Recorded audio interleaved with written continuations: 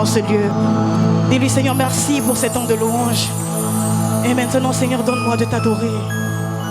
Ce n'est que par ton esprit que je peux t'adorer ce matin. Prie de là où tu es.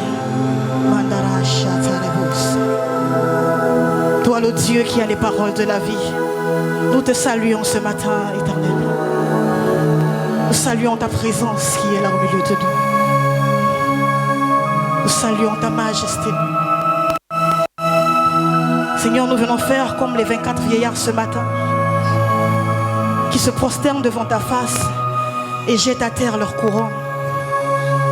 Seigneur, si tu nous as fait à ton image, qui sommes-nous pour ne pas le faire? Pour ne pas t'adorer, pour ne pas te célébrer, pour ne pas te contempler, malgré le poids de la vie, malgré les difficultés, Seigneur, quotidiennes, malgré les maladies, Seigneur, qui accablent nos corps. Que pourrions-nous te donner à part notre adoration? Que pourrions-nous te donner à part nos soupirs qui s'élèvent à toi? Que pourrions-nous te donner à part nos prières, Seigneur, qui montent à toi comme des parfums de bonne odeur? La Bible dit, tu reçois les prières des saints dans des vases d'honneur. Seigneur, ces prières, Seigneur, sont comme des parfums de bonne odeur. Et là où, Seigneur, ton esprit est, tu disposes les cœurs. Saint-Esprit, touche les cœurs ce matin. Nous sommes venus pour célébrer le roi. Celui-là qui nous donne la vie. Celui-là qui nous bénit dans nos entreprises. Celui-là qui guérit nos familles. Celui-là qui nous épargne de la mort. Seigneur, nous sommes là pour te célébrer ce matin. Nous sommes là pour te rendre toute la gloire, ô Dieu de gloire. Nous sommes là pour dire que oui, tu es Yeshua Mashiach. Nous sommes là pour te glorifier, Éternel. Toi qui reviens, Shalamade. Le peuple ensemble t'élève leur voix ce matin pour te célébrer, toi qui as tout mis en ton nom. La Bible dit, Seigneur, tu as tout de la vie, Père éternel. C'est en toi que Dieu a tout mis. C'est toi que Dieu a élevé. C'est toi qui jugeras les nations. C'est toi qui jugeras les saints. Donne-nous de te célébrer ce matin. Oh, élève la voix de ton peuple, Adonai. Reçois nos prières. Reçois, Seigneur, nos paroles. Reçois, Seigneur, nos mots. Reçois, Seigneur, nos vies. Qui sommes-nous pour ne pas t'adorer? Nous, Seigneur, nous nous étalons devant ta sainteté ce matin. Seigneur, nous élevons nos voix. À toi seul, Jésus. À toi seul, Jésus. Nous contemplons ton nom. Nous déclarons que tu es là. Oui, Seigneur, ton esprit se manifeste. Oui, Seigneur, ton feu s'allume. Oui, Seigneur, tu nous conduis dans la vérité. Afin de te rendre, Seigneur, une adoration de vérité. Une adoration de puissance. Une adoration de vie. Une adoration qui délivre de la mort. Qui enlève les maladies. Qui enlève les soucis.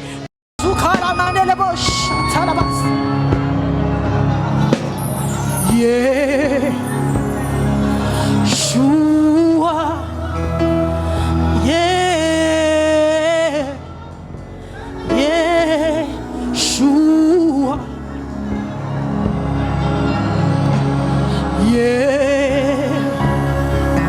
Yeshua,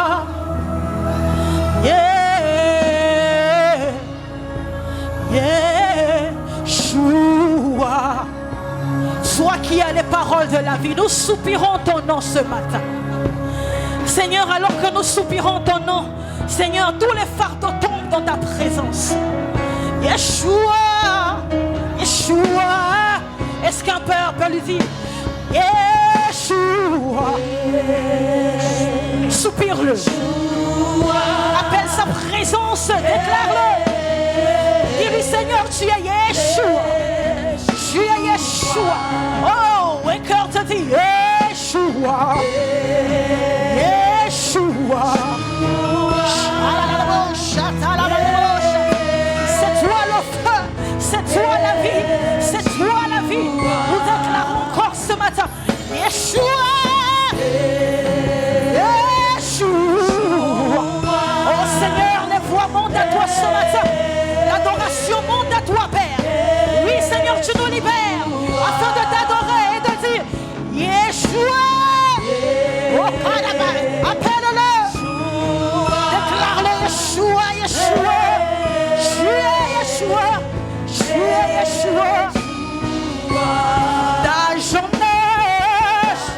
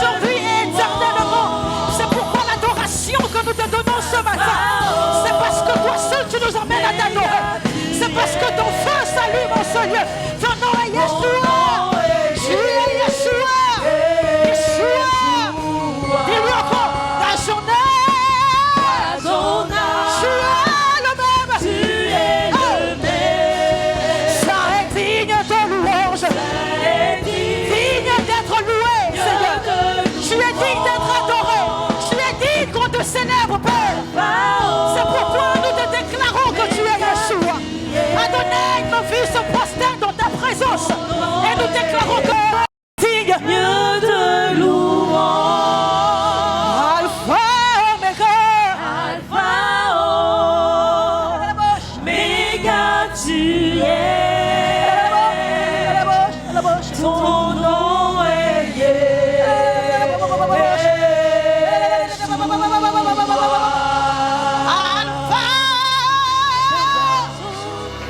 Alléluia. Tu es le même. Alléluia. Ça est digne que le peuple t'adore, que le peuple te célèbre, que la vie se prosterne dans ta présence. C'est toi seul qui es digne de recevoir, Seigneur, tout ce qui est excellent, tout ce qui est vérité, tout ce qui est force, tout ce qui est puissance. C'est pourquoi nous déclarons que tu es Yeshua. D'âge en âge, il est le même. Ça est digne d'être adoré. Alpha, Omega, tu es. Son nom est Yeshua.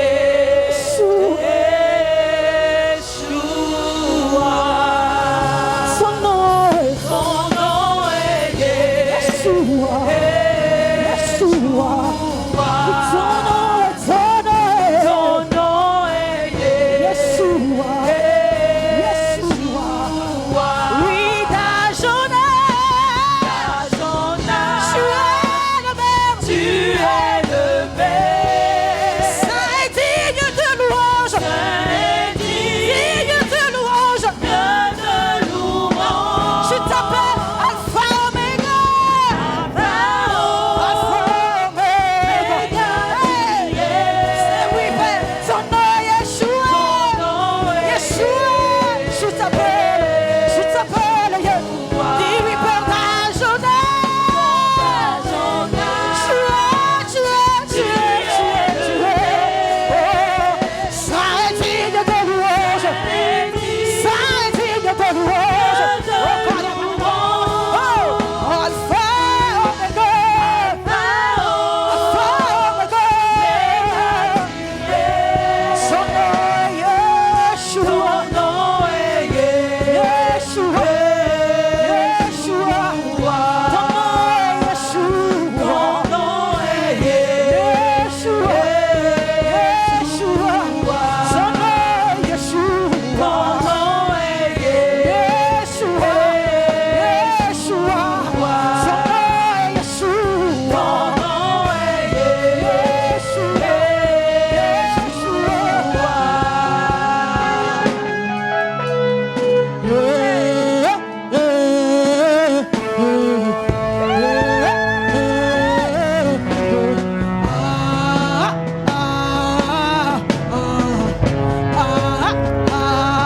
Un cœur peut lui dire ce matin. Fais monter ton adoration ce matin. Soupire après lui. Soupire après lui ce matin.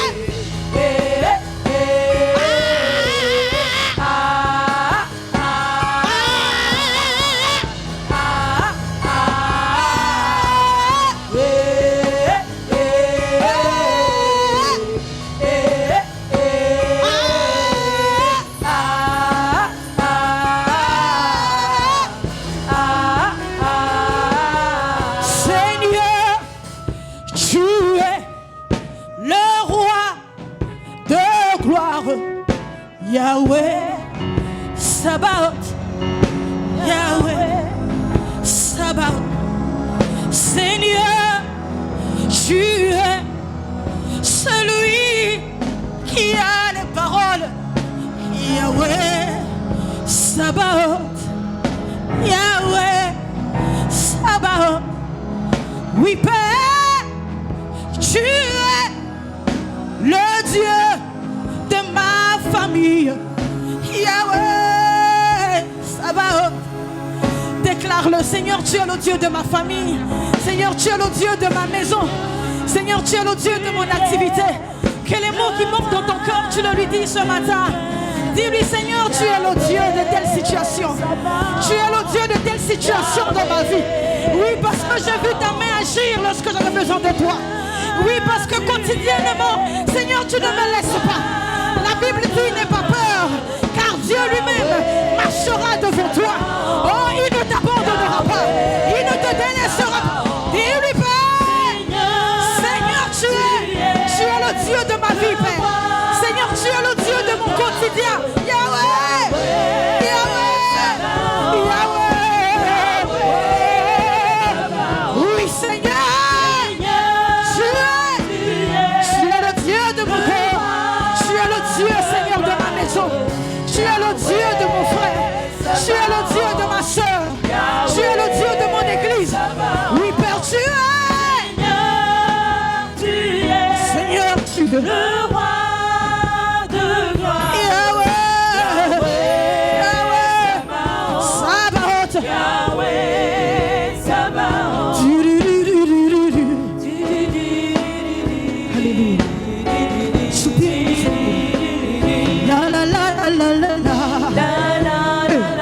Est-ce que tu peux vivre la présence de Dieu?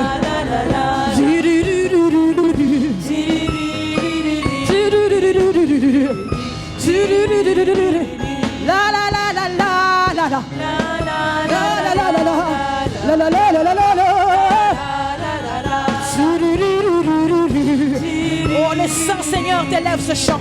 Seigneur, ce soupir, afin de te montrer notre amour pour toi. Afin de te montrer, Seigneur, combien de fois nous t'aimons, Père. Soupire ces mots, soupire ce mot. Soupire-le, soupire. Shalalamo shata. La la la la la la la la.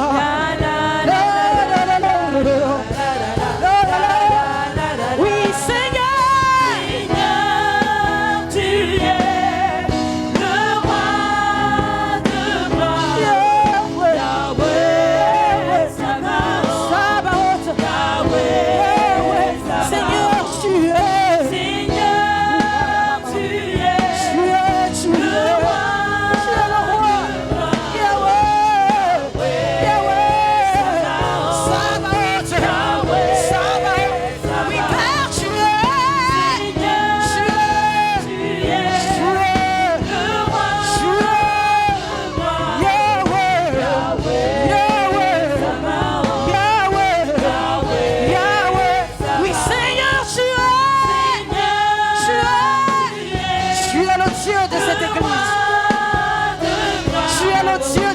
Salut. Tu es le Dieu de notre lendemain. Tu es le Dieu de notre assurance. Tu es le Dieu sur qui nous comptons, Seigneur. Nous te rendons tout ce matin. Nous ne gardons rien, Père.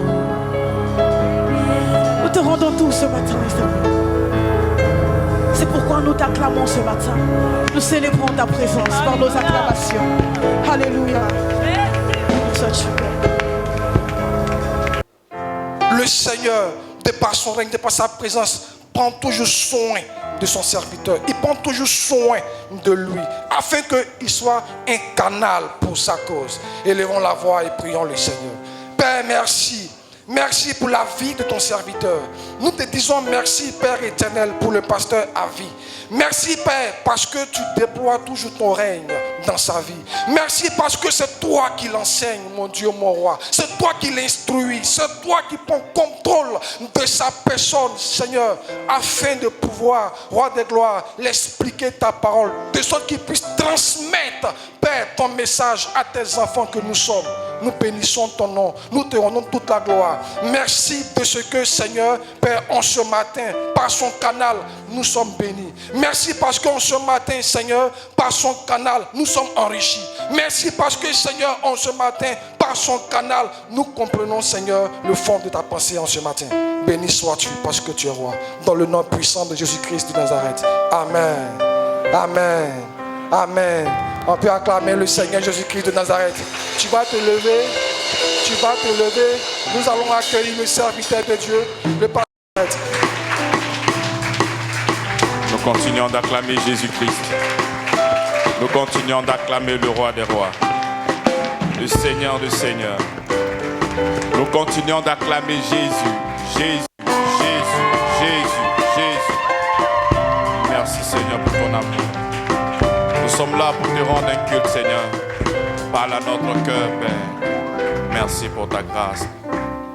Ta fidélité est grande dans notre cœur, Seigneur. Enseigne-nous, Seigneur. La Bible déclare que c'est poussé par ton esprit que les gens ont parlé de ta part. Seigneur, merci parce que cet esprit-là est là et nous donne cette capacité de parler encore de ta part au nom puissant de Jésus-Christ. Amen. Nous allons chanter. Ensemble, nous allons chanter.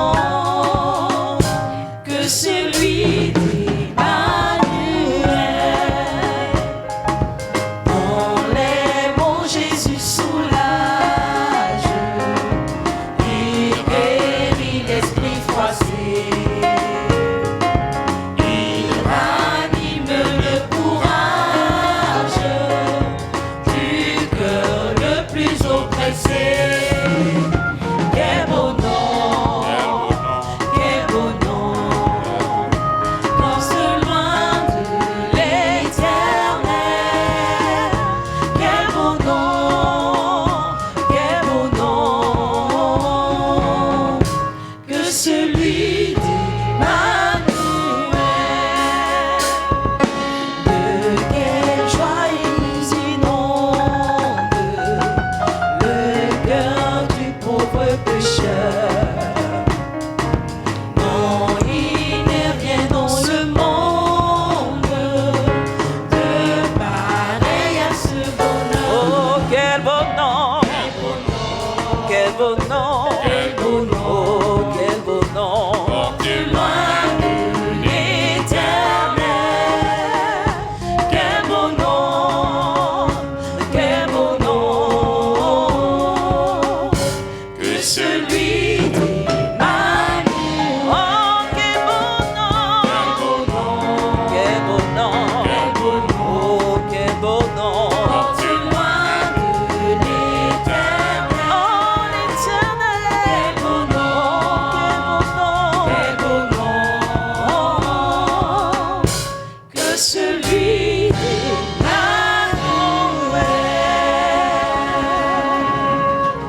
Nous acclamons Jésus-Christ.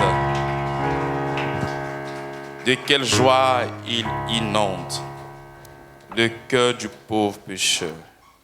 Non, il n'est rien dans le monde pareil à ce bonheur.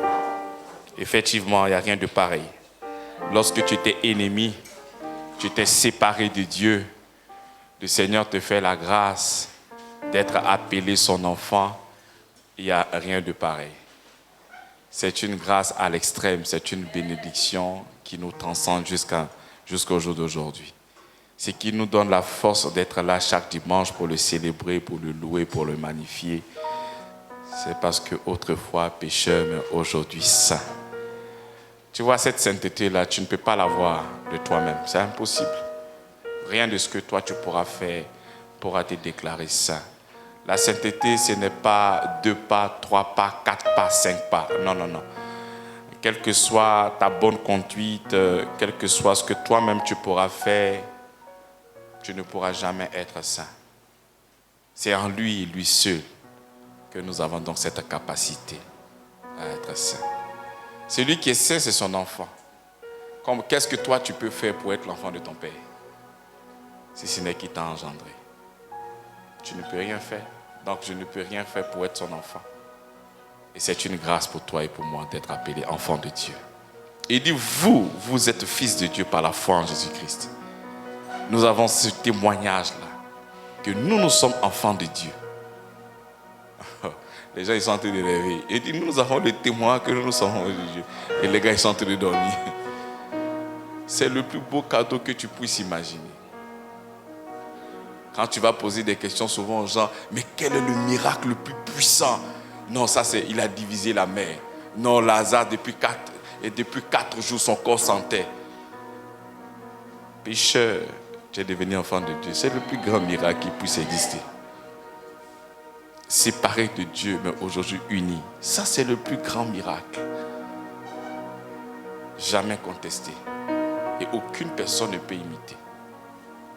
Plusieurs choses. Le diable peut faire beaucoup de choses, mais il y a des choses qu'il ne pourra jamais faire. C'est fait d'une personne enfant de Dieu. Paralytique, il peut faire. Quoi? L'argent, voiture, maison, tout ça là, il peut faire. Effacer tes péchés, il ne peut pas faire ça. Et c'est lui-même qui t'encourage même à vivre comme toi, comme tu dois vivre. Il y a des choses qu'il ne pourra jamais faire. Donc il faut aspirer aux choses que le diable ne peut pas copier. J'attends pas ton amen. Il faut chercher des choses que le diable ne peut jamais imiter. Impossible. Amen. C'est comme ça que pour reconnaître un enfant de Dieu, le Seigneur ne va pas mettre le curseur sur tout ce que tu as. Parce que ça, le diable peut l'avoir. Il dit, lorsqu'ils seront en train de s'aimer les uns les autres. Il dit, celui qui n'aime pas, parce que Dieu est comment? Ah, c'est l'amour. Alléluia. Nous sommes toujours dans notre séminaire. L'ABC de l'évangile. Les fondamentaux de la vie chrétienne. Il est important, lorsque nous proclamons que nous sommes enfants de Dieu, je suis enfant de Dieu, Dieu est mon Père. Tu vois des gens taper les poitrines comme si c'était eux-mêmes qui avaient fait qu'ils étaient devenus enfants de Dieu. Mais il arrive par moments où notre vie ne témoigne pas véritablement de Christ. Il y a lieu de faire un pas en arrière et revoir la vie chrétienne normale. Parce que si ta vie chrétienne n'est pas normale, c'est parce que la parole qui est dans ton cœur n'est pas aussi claire. Parce que si c'est véritablement clair, que c'est enraciné et fondé en toi, ta vie chrétienne sera une vie chrétienne normale. Et les évidences de la Bible, tu vas les vivre tous les jours. La Bible ne ment pas. Ta propre vie peut te mentir, mais le Seigneur et l'Évangile ne mentent pas au nom de Jésus-Christ.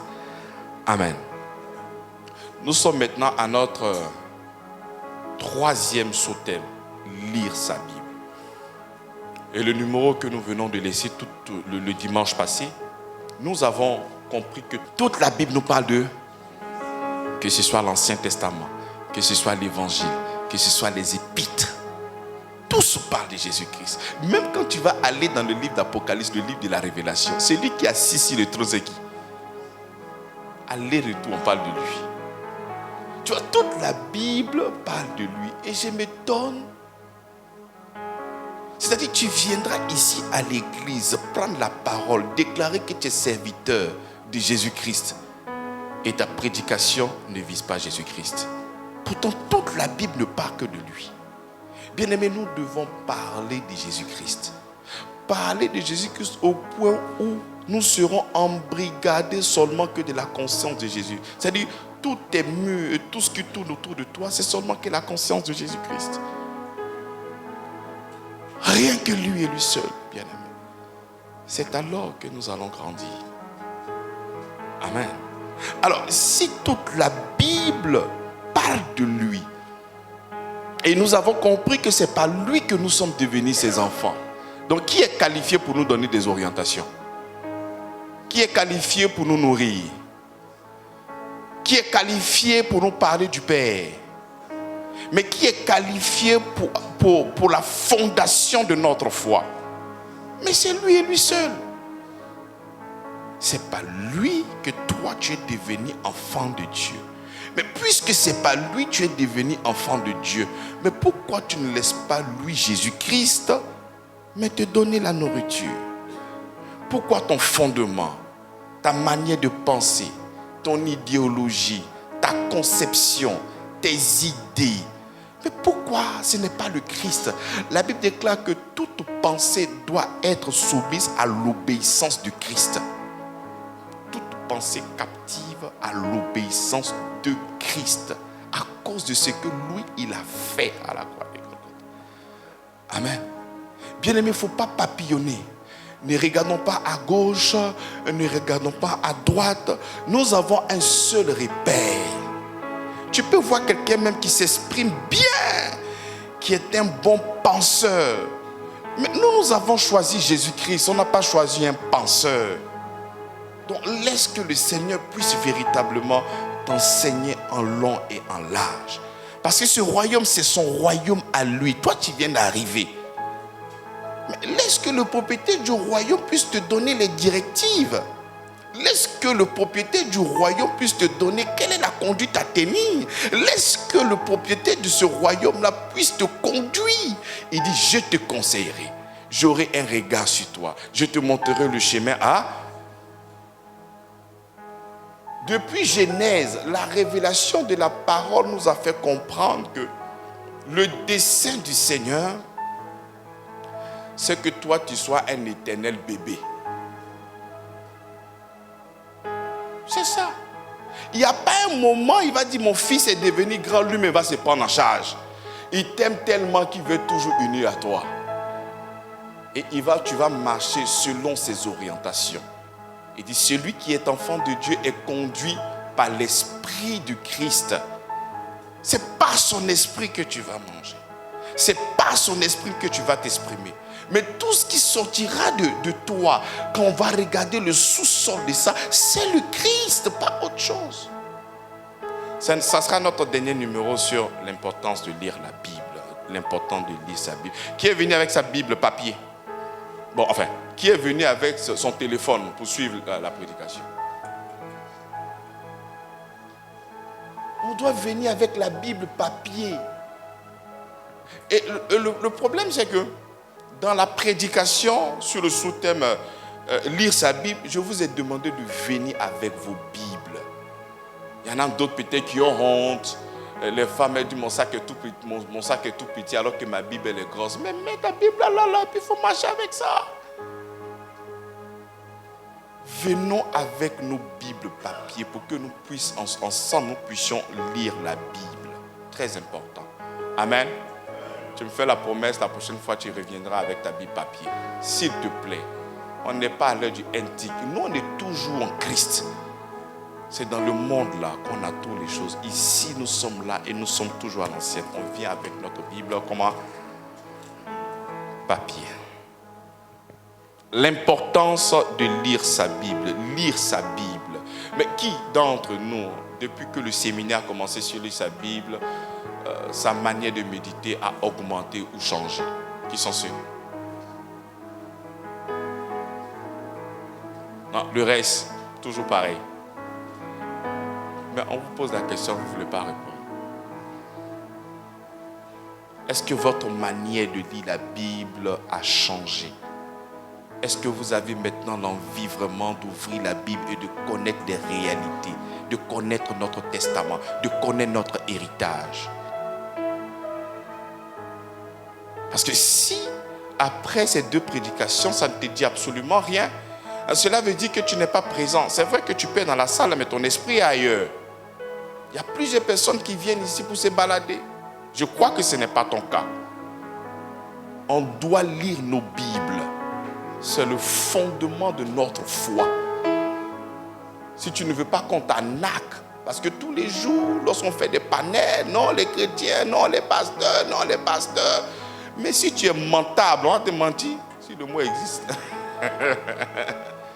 Si tu lis la parole du Seigneur, lorsque tu vas entendre un mensonge, tu vas dire non, arrière de moi, Satan.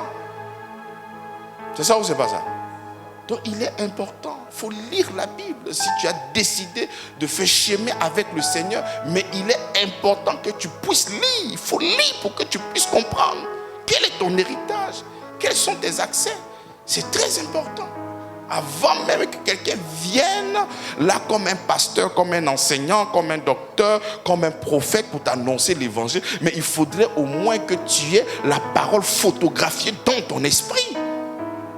Là, si jamais il dit quelque chose qui est contraire à ce que toi-même tu as lu, mais tu ne reçois pas cette personne. Mais quand la Bible dit ne donne pas foi à tout esprit, mais quelle donc cette capacité à ne pas donner foi à tout esprit si toi-même l'original n'est pas en toi?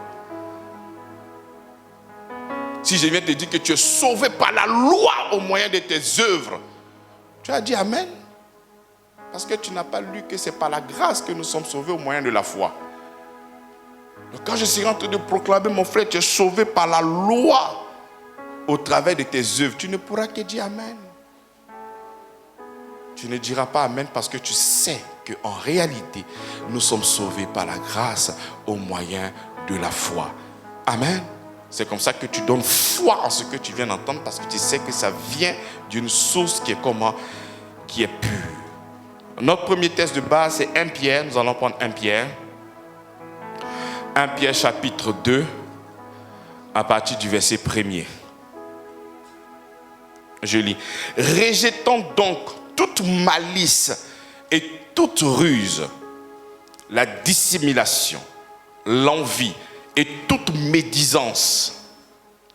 Désirez comme des enfants nouveau-nés le lait spirituel et pur, afin que par lui vous croissiez pour le salut. Amen. Nous allons prendre la version parole de vie. Rejetez donc tout ce qui est mal. Ne trompez personne. Ne soyez pas faux. Ne soyez pas jaloux. Ne dites pas du mal des autres. Comme des bébés qui viennent de naître, désirez le lait de la parole de Dieu. C'est un lait sans mélange. Dis avec moi, sans mélange. Sans mélange. Tu vois, à cette génération-là, un peu de biberon, un peu de lait de maman. Non, non, non, non, non, non. C'est pas ça. Un peu de... Non, non, non, pas ça. Un lait comment? Sans mélange. Alors, en le buvant, vous grandirez et vous serez sauvés au nom de Jésus-Christ. Amen. Donc, lorsque nous sommes en train de parler des fondamentaux de la vie chrétienne normale, l'ABC de l'évangile, nous étions dans un autre monde. Le Seigneur nous a transférés, il nous a catapultés, il nous a envoyés dans le royaume de son Fils d'amour.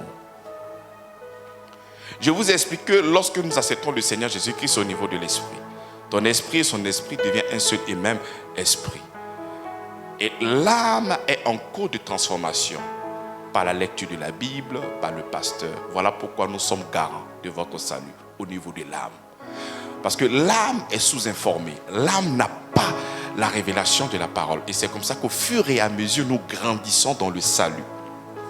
La Bible dit que la paix et la grâce vous soient multipliées. Donc la paix et la grâce a une dimension où elles se multiplient. Mais elles se multiplient comment?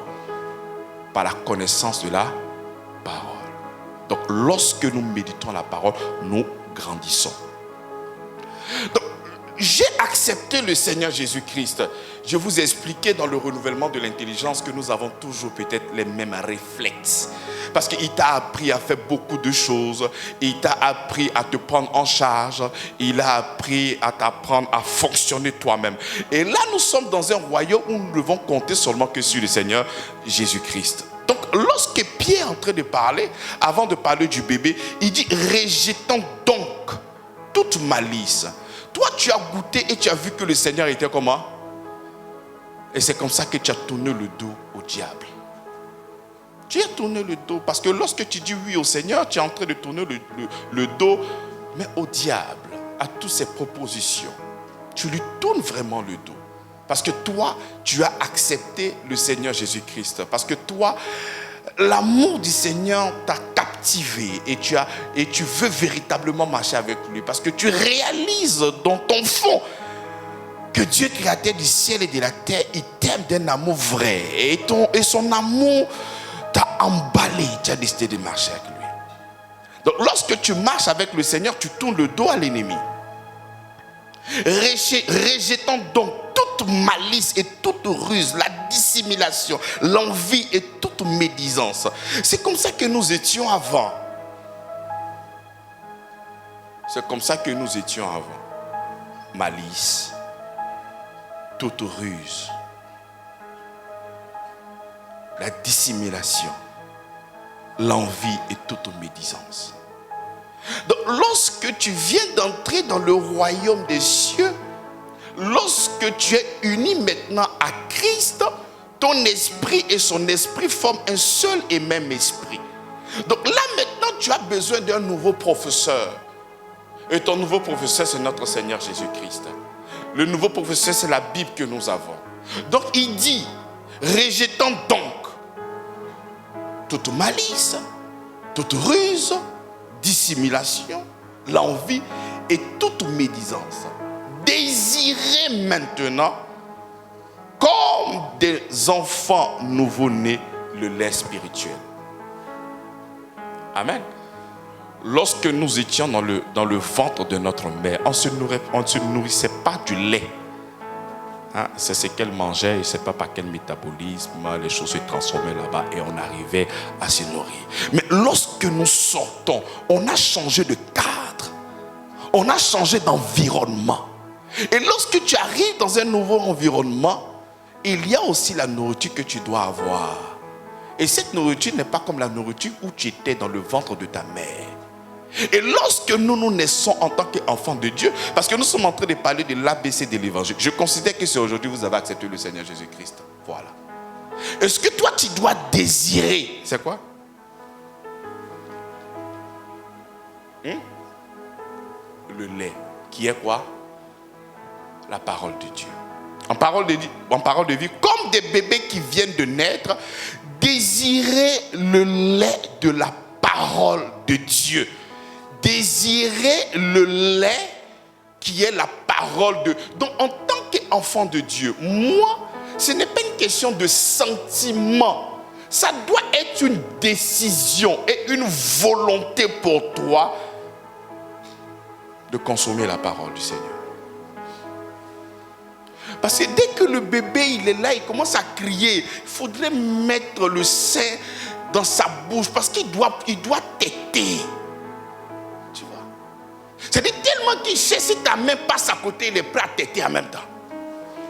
C'est comme ça que toi-même tu dois prendre ton temps, ça doit être pour toi, mais vraiment un plaisir. Arrêtez de dire ce genre de paroles-là. Ah non, pasteur, quand moi j'ouvre la Bible, là, moi je dors. Mais ça, c'était avant. C'est-à-dire, même si tu es en train de dormir, tu ne vas pas dormir. Vous vous souvenez, souvent quand il y a le film à 21h, tu es là, tu frottes tes yeux comme ça. Et tu es prêt à regarder le film. Tu frottes tes yeux et tu ne dors pas. Donc, parce que tu veux véritablement regarder. Mais le film, n'est-ce pas? C'est comme ça que nous aussi, étant enfants de Dieu, non, moi là vraiment, la Bible là même, je ne sais même pas qu'est-ce qu'il y a dedans. Hein? C'est-à-dire, dès que j'ouvre, il y a quelqu'un qui vient souffler. Qui vient souffler? C'est qui? S'il vient souffler, il faut le chasser. Il ne doit pas souffler. Arrêtez de vous fortifier dans cette manière de penser. Tu vas voir, quand je vais ouvrir net, là, j'ai commencé à dormir. Et puis tu vois, il commence à dormir. Il faut lier cette pensée-là. La Bible déclare que vous n'avez pas reçu un esprit de timidité, mais un esprit de force. Le problème avec toi, c'est que tu as pris cette force-là pour tuer le diable. Alors que la force, là, c'est pour aller lire la Bible. Mais puisque tu ne sais pas cette force-là sert à quoi, toi tu l'as utilisée pour mettre la force sur ton voisin, mettre la force sur les gens qui ne t'aiment pas, mettre la force pour faire les commérages, mettre ta force dans des choses inutiles. Cette force-là, c'est pour déjà commencer à lire la Bible. Là, comme ça, quand le gars va venir souffler en tes yeux pour que tu puisses dormir, tu as la force du Seigneur, puis tu résistes et tu ne dors pas. Mais toi, tu dis que tu as accepté le Seigneur, ça fait combien de temps? Tous les jours, on vient souffler pour que tu puisses dormir. Et tu continues encore à dormir. Non, ce n'est pas une question de Bible. Si tu veux, il faut prendre un roman. Quand tu as commencé à prendre, après tu as commencé à dormir. Lève-toi. Si ça ne va pas, mets-toi en mouvement. Tu prends ta Bible comme ça et puis tu lis à haute voix. Tu marches, tu fais les défilés. Ça te permet de rester éveillé et lis beaucoup. Il faut lire ta Bible. Arrêtons d'avoir toujours des paroles. Non, c'est parce que, non, c'est parce que, non, c'est parce que. Il n'y a rien. Et quand tu décides maintenant de méditer la Bible avec ton téléphone, après il y a le message qui est là. Après il y a le téléphone qui est là. Après il y a Orange Money qui est là. Et tu es dispersé. Tu n'arrives pas à méditer. Mais étant un enfant de Dieu, toi tu dois commencer ta vie chrétienne par la parole. Parce que tu ne peux pas naître. Tu ne peux pas aujourd'hui. Ta maman vient de te mettre au monde là. Et puis toi tu t'en cherches à jouer avec le téléphone. Mais c'est le lait que tu vas prendre. C'est comme ça que nous devons désirer. Le problème c'est que lorsque nous n'arrivons pas à nous nourrir de sa parole, on sera emporté par tout vent de doctrine, de mensonges et de beaucoup de choses. Le Seigneur sait que la foi vient de ce qu'on entend. Le Seigneur sait que le fondement de notre foi, c'est sa parole. Il sait. L'homme ne se nourrira pas seulement que de... Mais il sait que tu dois te nourrir de ça. Mais il sait. Et le combat est engagé depuis longtemps. C'est vrai que tu viens de naître. Tu viens d'accepter le Seigneur Jésus-Christ. Le diable ne se décourage jamais. Mais je dois m'arranger pour ne pas qu'il puisse méditer la parole. Parce que s'il connaît la vérité, les faux apôtres que je suis en train d'envoyer là, mais ils ne pourront pas le tromper. Les faux prophètes que je suis en train d'envoyer là, ils ne pourront pas le tromper. Donc faisons tout pour ne pas qu'ils lisent la Bible. Et il vient, il souffle sur tes yeux maintenant. Et tu dis non, moi je suis fatigué, je dors. Il faut résister parce que tu as reçu la force. Tu n'as pas reçu un esprit de faiblesse ou de quoi que ce soit, mais un esprit de force. Et cette force-là réside en toi. Parce que c'est le Christ et son esprit qui est en toi. Donc toi, tu ne peux pas parler comme une personne qui n'a pas encore accepté le Seigneur Jésus-Christ. Parce que la Bible dit, je puis tout par celui qui me... Donc lorsque tu es en train de lire la Bible et que tu dis que tu as sommeil, il faut te lever, je puis tout par celui qui me fortifie. Sommeil, il faut partir. Moi, je dois lire la Bible. Il faudrait que ça soit une décision, pas un sentiment. Non, je ressens dans mon cœur que je dois lire la Bible. Laisse ressentir là. Il faut prendre une décision et lire ta Bible. N'ouvre pas la Bible pour répondre, mais lire la Bible comme ta nourriture. Lis la Bible comme ta nourriture. Tu dois lire ça constamment. Bien-aimé. Et dit, comme des bébés qui viennent de naître, désirez le lait de la parole de Dieu. C'est un lait sans... Sans quoi? Mais pourquoi il dit un lait sans mélange? Parce que tu peux mélanger. Et le problème, c'est le mélange. Le mélange est grave. Tu sais, il y a beaucoup de chrétiens aujourd'hui qui ont pour source le développement personnel, les bouquins, les livres, et non la Bible. C'est-à-dire, quand tu vas entendre souvent des chrétiens en train de développer, mais tu te demandes, mais où est le verset de la Bible qui dit ça? C'est-à-dire, lorsqu'il y a des défis, lorsqu'il y a des difficultés, lorsqu'on a besoin de connaître le chemin à suivre, c'est-à-dire, moi je dois m'affirmer en fonction de la nourriture que je viens de recevoir, qui est la parole. Mais puisque la parole que toi tu as dans ton cœur, c'est une parole qui est mélangée. Mais c'est mélangé à quoi? Mais à ta propre pensée. C'est mélangé à quoi? Mais à des histoires. Mais aucun fondement. Est-ce que aujourd'hui, lorsque tu as besoin d'orientation, lorsque tu as besoin de t'affirmer, l'essence de tes réflexions, de ta pensée émane de quoi? De la Bible? Ou bien des courants de pensée des uns et des autres? De quoi? C'est comme ça que lorsque tu n'as pas la Bible, lorsque tu n'as pas la parole comme fondement, tu vas voir que tes réflexions ne sont pas seulement que la parole de Dieu. Il y a beaucoup de choses qui ne viennent pas de Dieu, qui sont dans ta tête. Et toi, le ciel t'aidera. Ça vient d'où? Est-ce que ça vient de la Bible? Ça ne vient pas de la Bible. Bien-aimé, tu arrives dans un coin. Les gens t'insultent, les gens te menacent. Il faut montrer aussi ton autorité. Il faut insulter, il faut les menacer. Ça, c'est le mélange. Parce que la parole de Dieu ne te donne pas ça. Je préfère quand la femme trompe, c'est grave parce qu'elle trompe avec le cœur. Mais quand l'homme trompe, ça ne fait rien. Ça vient d'où? Ça vient de votre pensée. Parce que quand la femme trompe, si la femme a trompé, c'est qu'elle a trompé avec son cœur. Alors que l'homme là, quand il trompe avec quoi? Avec ses orteils? Mais je ne sais pas. C'est avec quoi il va tomber? Donc ça là, vraiment quand c'est la femme là, vraiment, là on ne peut pas pardonner. C'est écrit dans quel verset de la Bible? C'est écrit où? Mais à force de ne pas regarder et lire la Bible, on a remplacé et on a mélangé la parole de Dieu par notre manière de penser.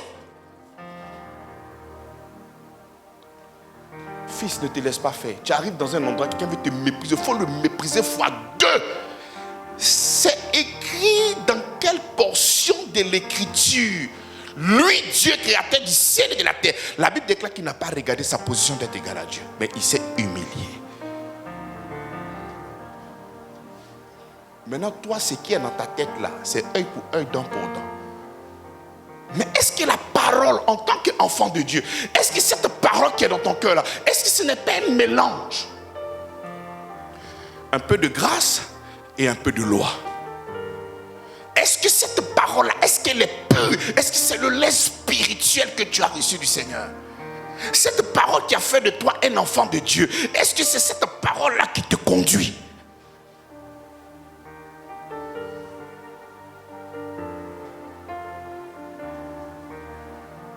Dites-moi. Il arrive un moment où lorsque nous avons des situations, on doit régler tel problème. Et nous devons maintenant nous appuyer sur la parole du Seigneur pour nous orienter. Et nous cherchons maintenant à développer. C'est-à-dire, nous laissons la parole du Seigneur et nous développons. Nous développons quoi? Chaque problème a sa manière de régler. Ça, c'est un problème où le Seigneur lui-même n'a pas pensé à ça. Il faudrait que nous puissions trouver la solution par rapport à ce problème-là. Ça ne vient pas de la Bible. Qu'est-ce que la Bible te dit si jamais tu dois être dans une entreprise et les gens sont en train de te maltraiter? Qu'est-ce que la Bible t'enseigne? La Bible dit c'est une grâce. Si on te traite injustement, c'est une bénédiction. Mais si on te traite mal, par exemple, tu es un faux type, mais tu ne fais que recevoir ce que tu as reçu. Mais si on te traite injustement, cela montre que tu es la lumière du Seigneur. Et le diable ne pourra que te poursuivre, te pourchasser. Mais nous savons que tu seras toujours victorieuse au nom de Jésus-Christ. Lorsque j'arrive dans un environnement où je sais que tout le monde me hait, oh, c'est un signe qui montre que je suis véritablement un enfant de Dieu. Et je ne peux que glorifier le Seigneur parce que tu as dit. Et cette parole-là devait s'accomplir. Parce que les enfants de la chair allaient persécuter ceux de l'esprit. Et je ne peux que vivre ce témoignage-là ici. Père, merci parce que je sais que dans cette adversité, tu es avec moi et tu ne m'abandonneras jamais. C'est comme ça que tu n'as pas le temps de dire aux gens toi-même. Pendant que quelqu'un est en train de te faire du mal, toi tu réponds par l'amour. Parce que tu sais que tu es lumière. Et la lumière doit briller au sein des ténèbres. Mais la parole qui est dans ton cœur, c'est encore le mélange entre la loi et la grâce. Donc il y a des personnes à qui tu donnes la grâce. Il y en a d'autres à qui tu donnes quoi? La loi. Non, c'est pas ça. Donc quand nous sommes enfants de Dieu et que nous commençons notre vie chrétienne, nous devons nous nourrir exclusivement de la parole du Seigneur Jésus-Christ. De lui et de lui seul. Nous avons accepté non pas des penseurs, nous avons accepté Jésus-Christ. Donc laisse que Jésus-Christ puisse t'orienter par rapport à tes choix au nom de Jésus-Christ. Donc lis la Bible fera qu'il n'y aura pas de mélange entre ta propre pensée et la pensée qui vient de notre Seigneur. Parce que la Bible dit, celui qui est enfant de Dieu est conduit par son esprit. Il n'est pas conduit par sa propre pensée. Il n'est pas conduit par la pensée d'une autre personne, mais la pensée de Christ. Parce que si nous ne sommes pas conduits par la pensée de Christ, c'est comme ça que nous avons beaucoup de défis encore à régler. Alors que Christ a déjà tout fait. Il dit, je connais les projets que j'ai formés pour vous. Des projets de bonheur et non de malheur. Cependant, je suis enfant de Dieu et j'ai des difficultés. Mais il est ta sagesse. Est-ce que tu as véritablement mis la parole de Dieu en avant lorsqu'il y avait ce conflit-là? Qu'est-ce que tu as mis en avant? Œil pour œil, dent pour dent. Donc tu ne peux que persister dans le mal et dans les problèmes. Et tu viendras maintenant douter de la parole de Dieu. Non, il ne faut pas douter de la parole de Dieu. C'est toi qui ne l'as pas acceptée. C'est toi qui ne l'as pas acceptée. Donc la Bible nous nourrit. De la même manière que je suis un homme, je mange la nourriture. C'est comme ça aussi, je suis né maintenant de l'esprit. Et parce que je suis né de l'esprit, il y a aussi cette nourriture-là qui me fait du bien. Et cette nourriture est la parole de Dieu. Je ne peux pas vivre un jour sans méditer la parole de notre Seigneur. Non, c'est pas possible. Et je ne suis pas en train de dire qu'il faut finir peut-être 2 chapitres ou 3 chapitres. Lis quotidiennement, selon ta capacité. Si c'est un seul verset, si c'est 2 versets, si c'est 3 versets, mais arrange-toi et médite ta Bible quotidiennement, pas de temps en temps, pas d'une manière hebdomadaire, non pas quand tu viens à l'église, mais tous les jours. La Bible dit que le livre de la loi, lorsque nous étions encore dans la loi, il dit que le livre de la loi ne s'éloigne point de ta bouche. Médite ce livre-là comment? Jour. Mais nous maintenant, nous ne sommes plus dans la loi, nous sommes dans la grâce. Que le livre de la grâce. Et le livre de la grâce consiste à lire Jésus-Christ. Le livre de la grâce, ça consiste à savoir ce que Jésus-Christ a fait pour toi à la croix de Golgotha. Donc que le livre de la grâce ne s'éloigne point de toi. Médite-la aussi, médite-le jour et nuit. C'est alors. Mais tu mets la parole, tu mets la nourriture qui doit te permettre d'être en bonne santé. Tu laisses cette parole qui doit te faire grandir. Tu laisses cette parole qui doit te donner cette maturité. Tu laisses la parole et tu fonctionnes toujours avec ta manière tordue de penser. Et quand tu parles, tu penses que c'est parce que tu es trop intelligente. Quand tu parles, tu penses que c'est parce que tu es trop intelligent. Il faut abandonner ta pensée et accepter celle qui vient de notre Seigneur Jésus-Christ. Il faut suivre ce que le Seigneur nous donne comme orientation. Ne suis pas tes penchants. C'est ça qui était dans l'arbre, c'est ça qui était dans le jardin. La connaissance du bien et du mal. Mais c'est ce arbre-là. Décidez toi-même d'être l'arbitre de ta vie. Ce qui est bien pour moi ou ce qui n'est pas bien pour moi. Alors que si tu as la responsabilité de choisir ce qui est bien pour toi ou ce qui n'est pas bien pour toi, toi tu n'as pas l'omnipotence, toi tu n'as pas l'omniscience. Donc ton choix sera forcément faux. Alors que quand tu laisses le Seigneur te conduire, c'est sûr que tu ne peux jamais taper poteau là-bas. Donc si toi tu prends la décision de te conduire toi-même, il ne faut pas venir pleurer ici.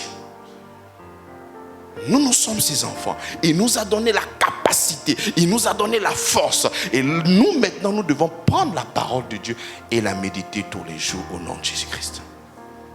Ça c'est notre nourriture. Il dit, et en le buvant, vous grandirez. Donc à chaque fois que tu seras en train de te nourrir de sa parole, qu'est-ce qui va se passer? Tu vas comment? Mais nous grandissons dans le salut. Est-ce que vous savez que nous grandissons dans le salut? La porte d'entrée du salut, c'est la vie et l'immort. Après, il y a d'autres bénédictions. Il y en a plein. Le Seigneur, il a défacé plein de choses pour nous. Et ces choses-là sont proportionnelles à ce que toi, tu as entendu de sa parole. C'est ce que Pierre encore a dit. Il dit que la grâce et la paix vous soient multipliées. Donc cette paix que tu as reçue là, elle sera multidimensionnelle dans ta vie. La paix dans ton organisme, la paix dans ton foyer, la paix dans tes entreprises, la paix dans tout ce que toi tu vas entreprendre. Même en doxologie, lorsque l'apôtre Paul écrivait ses lettres, il dit que la paix et la grâce, mais elle est importante. Et cette paix et cette grâce-là, elle doit être multipliée. Mais tu vas multiplier ça comment? C'est pas quand tu viens d'un an à l'église. Vous aimez tout payer. C'est ça le problème, vous.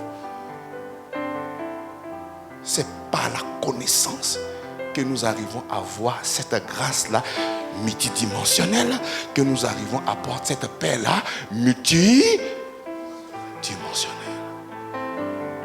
Donc, je vous en supplie, par les compassions de notre Seigneur Jésus-Christ, à méditer la parole tous les jours. Amen. Le premier, je dis, la Bible nous nourrit. Deuxième, la Bible nous oriente. Prenons Psaume 119, le verset 105. Il dit, ta parole est une lampe qui éclaire mes pas, une lumière sur ma route. La parole est une lampe à mes pieds et une lumière sur mon chantier. Parole est 8 secondes. Ce qui est en haut, c'est parole de vie.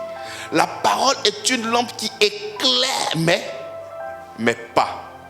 Donc nous sommes comment? Lumière. Et parce que nous sommes lumière, nous avons un chemin à parcourir. Et ce qui va nous conduire, ce n'est pas notre pensée. Ce qui va nous conduire, ce qui va nous orienter, c'est quoi? Mais c'est sa parole. Et lorsque je lis la parole, c'est sa parole qui me conduit, c'est sa parole qui m'oriente, parce que la Bible déclare que ta parole est une lampe, à quoi? Mais à mes pieds. Une lampe. Une lampe. Est-ce que là où tu as mis le pas, et là où tu veux mettre le pas, est-ce que c'est vraiment éclairé par la parole du Seigneur? Si ce n'est pas éclairé par la parole du Seigneur, tu auras les mêmes résultats. Il faudrait que ça soit éclairé par la parole du Seigneur. Parce que la parole est une lampe à nos pieds. Mais un environnement chaotique, ténébreux, obscur. Mais tu ne pourras que tomber dans des trous. Tu ne pourras que tomber dans des ravins. Tu ne pourras que tomber dans plusieurs pièges. Mais lorsque cette parole est une lampe à tes pieds, lorsque tu verras un piège, tu vas enlever ton pied. Parce que cette parole-là vient de t'éclairer. Le Seigneur se sert de sa parole afin de pouvoir t'orienter. Tu sais, aujourd'hui, lorsqu'on va te présenter des énigmes, on va te présenter des situations, on va te présenter des dilemmes, Et lorsque toi, tu seras en train d'apporter ton point de vue, mais c'est lié à ça, à sa parole. Aujourd'hui, lorsque tu as des dilemmes présentement, mais qu'est-ce qui t'oriente? Qu'est-ce qui te guide? Les penchants de ton cœur ou la parole de Christ? Les penchants de ton cœur ou c'est sa parole qui te guide? Mais quand la Bible dit je te conseillerai, mais il va te conseiller à partir de quoi? Mais à partir de sa parole, il va te conseiller. Quand il te dit je te montrerai le chemin à suivre, mais il va te montrer le chemin à suivre à partir de quoi? Mais ce n'est pas à cause de ton expérience. Mais si tu connais l'âge que moi j'ai tout vécu. Ça c'est pour toi et les ancêtres. Mais pour notre Seigneur Jésus-Christ, ça demeure toujours. C'est sa parole qui nous guide. C'est sa parole qui nous oriente. C'est cette parole-là qui est quoi? Qui est une lumière sur nous, sur nos chantiers. Il dit une lumière sur la route, bien-aimé. Notre vie est basée sur des choix, bien-aimé. Même quand tu veux sortir aujourd'hui, il y a à gauche et à droite. Même le taxi, tout ça sont basés sur des choix. Donc tu ne peux pas prendre le risque de ne pas te nourrir de ça. Tu sais, il n'y a rien de nouveau sur la terre. Il n'y a rien de nouveau. Donc lorsque tu as pour habitude de méditer la Bible, lorsque tu auras des défis, tu vas te rappeler qu'il y a une histoire de la Bible là qui est pareille. Et tu sais comment est-ce que ça s'est terminé. Donc tu connais directement quel est le chemin. Ah, mais parce que tu connais déjà, il n'y a rien de nouveau. Mais puisque toi tu ne lis pas la Bible, puisque toi tu ne sais rien, toi tu vas vouloir vivre par instinct.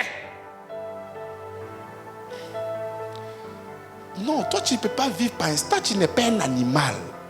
Tu ne peux pas vivre par instinct. Toi tu vis par sa parole. Le Seigneur il a défini comment est-ce que nous devons vivre sur cette terre-là. Par sa parole. Il a créé toutes choses par quoi? Il soutient le monde par quoi? Mais pourquoi toi tu ne veux pas être conduit aussi par sa parole? Quand tu pries, Seigneur, dis un mot. Mais ce mot-là c'est quoi? Mais pourquoi tu refuses d'utiliser sa parole afin de pouvoir régler cette situation? Parce que les pensées de ton cœur ne cohabitent pas avec les pensées du Seigneur. Donc ça te fait souvent mal et tu préfères vraiment aller dans ta manière de fonctionner. Donc il faudrait que tu sois aussi responsable. Si je décide de laisser la parole du Seigneur et de fonctionner selon ma propre pensée, lorsqu'il aura des défis, il ne faut pas dire que c'est le Seigneur qui a fait, c'est toi-même qui l'a fait. Il faut être responsable et reconnaître que ça, non, ne gâtez pas le nom du Seigneur Jésus-Christ. Lorsque les gens se lèveront pour dire, non, le Seigneur est vraiment en train de la punir, il faut dire, non, non, c'est moi-même qui suis en train de me punir. Ça n'a rien à voir avec le Seigneur. Le Seigneur n'a véritablement rien fait. Ce sont mes propres choix. Amen. Le charme avec notre Seigneur, c'est-à-dire même quand tu fais encore des erreurs, il est là pour te protéger. Mais nous devons maintenant grandir parce qu'on ne veut pas demeurer tous les jours comme des enfants nouveau-nés. Arrivé un moment, il faut grandir. Et c'est cette parole-là qui va te faire comment? Tu es encore bébé parce que tu ne lis pas la Bible. C'est-à-dire même quand tu ne lis pas la Bible, le Seigneur a fait un pasteur. Il est en train de te prêcher. Quand tu finis d'écouter, tu te demandes, qu'est-ce que tu as entendu? Hey. Oh, pasteur, tu as dit lis la Bible, lis la Bible. C'est ça que tu as prêché, lis la Bible. Je ne t'ai pas demandé le thème. Il a dit, qu'est-ce que tu as compris? Non, c'est lire la Bible. C'est-à-dire, même quand le pasteur vient encore t'expliquer ces vérités-là, tu ne te fais même pas l'effort de pouvoir vraiment copier, retenir des choses essentielles pour ta marche. Mais comment est-ce que tu vas vivre? Mais qu'est-ce qui va t'orienter? Mais qu'est-ce qui va te guider, bien-aimé? Désormais, lorsque tu as une situation, interroge la Bible, s'il te plaît. Lorsque tu as des défis dans ta vie, interroge la Bible. Quelle est l'orientation du Seigneur? Qu'est-ce que je dois faire? Parce que la Bible, le Seigneur Jésus-Christ, ce qui précède ses réponses, c'est toujours l'amour. Les réponses de notre Seigneur Jésus-Christ, l'orientation et la parole est précédée toujours de l'amour. Alors que toi, ta manière de fonctionner, ce n'est pas seulement, c'est pas ce n'est pas peut-être l'amour. Ça peut être peut-être œil pour œil, dent pour dent, parce qu'il a fait ça, moi aussi, il a fait ça. Alors que la parole du Seigneur, mais c'est l'amour qui est là. Donc si tu doutes, si tu ne sais pas quelle est cette décision que tu dois prendre, il est important d'interroger la Bible. Et à la lumière de la parole, tu pourras maintenant donner un choix à ta vie. Parce que cette parole-là est une lampe pour nous. Amen. C'est très important. On ne peut pas vouloir continuer, on ne peut pas vouloir parler de Christ, on ne peut pas dire que Jésus-Christ est notre Seigneur et notre Sauveur. Et lorsqu'il y a des difficultés, mais on ne veut rien faire. Regardez dans un monde où il y avait beaucoup de combattants, il y avait beaucoup de guerriers, où pour vivre, il faudrait être le meilleur, un guerrier hors pair, avoir des soldats et un équipement à point afin de vivre. Mais lorsque le Seigneur va se révéler à Salomon, et il va lui demander, qu'est-ce que tu veux que je fasse pour toi? Il dit, accorde-moi quoi? La sagesse. Alors qu'au nom de ce qui est logique, nous sommes dans un environnement où pour survivre, il faut être comment? Il faut être fort, il faut être baraquelé. Afin que la nation qui viendra se battre avec toi, mais que cette nation-là fléchisse devant toi. Mais lui n'a pas demandé ça. Et la réponse du Seigneur, jusqu'à aujourd'hui, je suis vraiment toujours vraiment impressionné. Il dit, parce que tu n'as pas demandé la mort de tes ennemis. Parce qu'en ce moment, c'est ça que tu dois demander, parce qu'on est environné des ennemis autour. Il dit, parce que tu n'as pas demandé la mort de tes...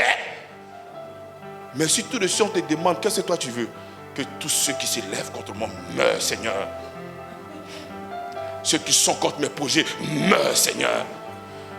Que ceux qui ont fait quelque chose dans ma vie jusqu'à aujourd'hui meurent, Seigneur. Il dit, parce que tu n'as pas demandé la mort de tes ennemis. On est dans une alliance où demander la mort est légitime. Mais lui n'a pas demandé la mort. Il dit, j'ai besoin de ta sagesse, Seigneur. Et c'est cette parole-là qui est ta sagesse. Et toi, tu vis dans cet environnement où la sagesse même doit être en mouvement. Toi, tu ne demandes pas la sagesse. Toi, tu cherches les meilleures prières de combat pour faco les gens dans ta prière. Mais si tu n'as pas la parole, tu pries comment? Parce que quand tu pries là, tu ne pries pas avec tes pieds. Tu pries avec ta bouche. C'est parce que tu ne médites pas la Bible que ta prière est compliquée. Le jour que tu croises le pasteur Javier qui commence à t'annoncer l'évangile, les premières questions qu'on me pose à chaque fois, mais pasteur, il a prié comment maintenant? Parce que le fondement de ta prière, c'était la mort des gens. C'était le double kamehameha. Je détruis, je foudroie, je dis ah yaka. Mais maintenant, puisque tu viens me dire que je dois aimer mes ennemis, mais pasteur, je vais prier comment? Mais parle au Seigneur, je ne sais pas quoi il a dit. Je lui dis merci et puis il dort. Je dis non, commence à te rappeler tout ce que le Seigneur a fait pour toi. Toute âme forgée contre moi est nulle et sans effet. C'est en ce moment-là, la lecture de la Bible va te fortifier parce que tu auras un contenu. Tu auras de quoi parler, à déclarer dans ta prière. Et c'est ça la prière. Donc, lire notre Bible nous enseigne dans la prière, nous enseigne dans beaucoup de choses. Lorsque nous avons des situations, comment régler des problèmes de ménage, comment régler des problèmes. Donc, c'est la parole de Dieu, tu vas toujours faire sortir pour pallier à des situations pénibles. Donc, bien aimé, il ne faudrait pas croire que dans la famille d'autres personnes, il n'y a pas de sorciers. Dans moi, ma famille a tellement de sorciers que je ne peux pas demander la sagesse. Lire la Bible pour moi sera trop plat. Mais comment est-ce que toi, sorcier, en train de te poursuivre et puis passer à vie, on n'a qu'à lire la Bible? Est-ce que lui, il sait qui est derrière moi-même? S'il savait qui était derrière nous, là, il ne peut pas se lever pour dire on n'a qu'à lire la Bible. Mais lorsque tu seras en train de lire la Bible, tu vas voir qu'il y a une paix qui va s'installer. Parce que quand tu seras en train de lire la Bible, tu vas voir que mon fils, toute âme forgée contre toi est nulle et sans effet. Quand tu vas recevoir cette parole, tu vas dire Amen. Tu n'auras pas le temps de tuer quelqu'un, mais tu auras le temps de dire Seigneur merci parce que je sais que toute âme forgée contre toi est nulle et sans effet. Lorsque tu seras en train de lire la Bible, tu vas voir que ma vie est cachée en Jésus-Christ. Lorsque tu seras en train de prier, tu vas dire Père, je te rends grâce parce que je sais que ma vie et la vie de mes enfants sont cachés en toi et toi seul, papa. Donc tu n'auras pas la conscience du sorcier, mais tu auras la conscience de ce que Jésus-Christ a fait pour toi. La lecture lecture de la Bible nous donne cette capacité à marcher selon l'orientation du Seigneur. Même dans la prière, tu ne seras pas en train de dire n'importe quoi. Ce n'est pas la durée d'une prière qui détermine ton miracle. J'ai dit Jésus pour ressusciter Lazare. 4 jours, le corps est en train de pourrir. Il a fait une prière qui n'arrivait pas à 30 secondes. Mais toi, pas lui. 3 jours de un départ. Barabo, Shada, Yedele. Quand tu as placé comme ça, le Seigneur va savoir qu'il y a quelque chose de sérieux. Non, ce n'est pas dans la durée. Dieu exauce la foi par la prière. Et la foi vient de ce qu'on entend. Et ce qu'on entend vient de la parole de Christ. Donc pour que la foi puisse être là, il faut entendre la parole qui vient du Seigneur Jésus-Christ. Et cette parole-là est dans la Bible. Chose que tu refuses. Mais comment est-ce que tu vas prier? C'est comme ça que tu vas voir que les bouquins de prière marchent beaucoup. Parce que tu n'as pas envie de prier, tu veux directement lire. C'est-à-dire tout est synthétisé pour toi. C'est pas normal. Amen. 3e, la Bible est l'endroit le plus sûr pour entendre la voix de Dieu. C'est-à-dire aujourd'hui, moi j'ai envie d'entendre la voix de... Il y a des gens qui vont se concentrer, se caler dans une chambre. Papa, je vais entendre ta voix. Papa, mais lis la Bible, tu vas entendre sa voix. Il faut lire sa Bible. La Bible déclare que c'est poussé par son esprit que les gens ont parlé de sa part. C'est lui qui a parlé. Donc ouvre la Bible et lis et tu vas entendre la voix de Dieu. Le problème avec toi, tu veux toujours des choses spectaculaires. Tu veux être dans la chambre, mon fils. Hey, papa vient de me parler. Voilà pourquoi les féticheurs cherchent toujours à te parler.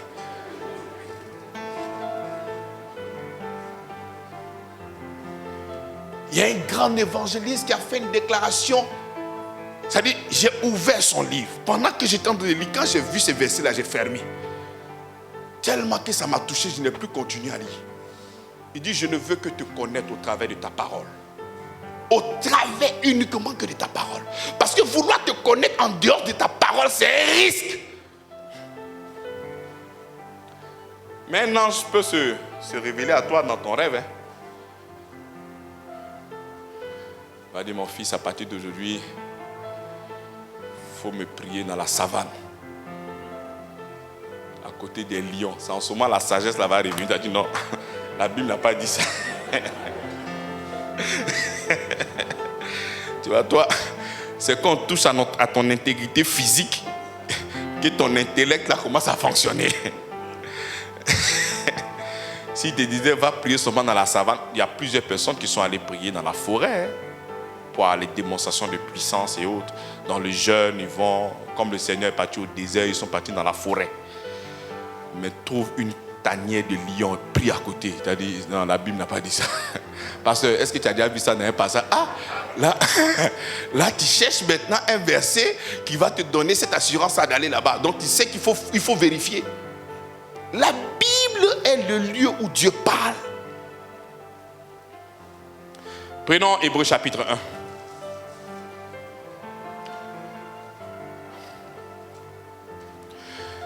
Autrefois, Dieu a parlé aux ancêtres par les prophètes. Et il leur a parlé souvent de 1000 manières. Maintenant, en ces jours qui sont les derniers, Dieu nous a parlé par son Fils. C'est par son Fils qu'il a créé le monde. Et c'est lui que Dieu a choisi pour entrer en possession de toutes choses. Autrefois, nos ancêtres, nos pères, nos prédécesseurs, effectivement, Dieu a parlé de plusieurs manières et à plusieurs reprises. On a vu Moïse, le Seigneur a parlé avec Moïse à côté d'un buisson. On est d'accord. Il s'est révélé, il y a même des animaux qui ont parlé. Mais il dit, l'exclusivité maintenant se trouve en quoi? Et en Christ. Voilà pourquoi l'autorité suprême, c'est la Bible. Bien-aimé, quel que soit l'archibishop qui viendra devant toi, il dit, j'étais en train de prier et Dieu m'a fait une révélation particulière. C'est-à-dire, pour que tu puisses accepter cette parole-là, il faut créer l'atmosphère angélique. J'étais en train de prier et le Seigneur m'a donné une révélation. Cette révélation, même la Bible n'en parle pas. Il faut fuir de la salle maintenant. Il faut commencer à fuir. Cherche la route. Il faut courir. Le Seigneur a déjà pris le soin de nous révéler ce que nous devons savoir, ce qui concerne la foi. Voilà pourquoi, même quand un prophète viendra ici à l'église, venir faire des prophéties, nous croyons aux prophéties. Mais il faudrait que la prophétie soit conforme à l'écriture. C'est ce qu'on appelle l'analogie de la foi. Amen. Donc si le prophète vient, femme, tu cherches un enfant, mais le Seigneur me dit en ce moment que tu reçois cet enfant, mais tu ne peux que dire Amen, parce que c'est en Christ que tu as tout reçu. Mais femme, je sais que tu cherches un enfant, viens faire une offrande, voici ce que tu dois faire. Il faut aller dans une maternité, il faut chercher coucher un enfant, tu viens hier prier pour toi. Il faut commencer à fuir, parce que ce n'est pas ce que la Bible dit. Ce n'est pas conforme aux Écritures. Ce n'est pas ce que ta foi dit. La foi nous fait comprendre qu'en Christ nous avons tout, que par son esprit qui est en nous, les fleuves d'eau vive couleront à partir de ton sein. La bénédiction ne va pas quitter là-bas pour venir, mais la bénédiction va sortir à partir de toi-même. Donc, quelle que soit la personne qui viendra parler au nom de Dieu, il faudrait ce qu'il dise là soit conforme à la parole de Dieu. Si ce n'est pas conforme, il ne faut pas recevoir la personne. Regardez même l'apôtre Paul, il va plus loin. Après, vous pouvez vérifier dans vos Bibles, dans 1 Corinthiens chapitre 1 Corinthiens chapitre 15 à partir du verset 1er. Il va nous dire, prenons, pour ne pas que je puisse écorcher le verset 1 Corinthiens 15. Regardez ce qu'il dit. Il dit, je vous rappelle, frères, l'évangile que je vous ai annoncé, que vous avez reçu, dans lequel vous avez persévéré. Qui parle? Paul. Au verset 2. Et par lequel vous êtes sauvés. On est sauvés par quoi? Très bien. Il dit, si vous le retenez tel que je voulais, il met une condition.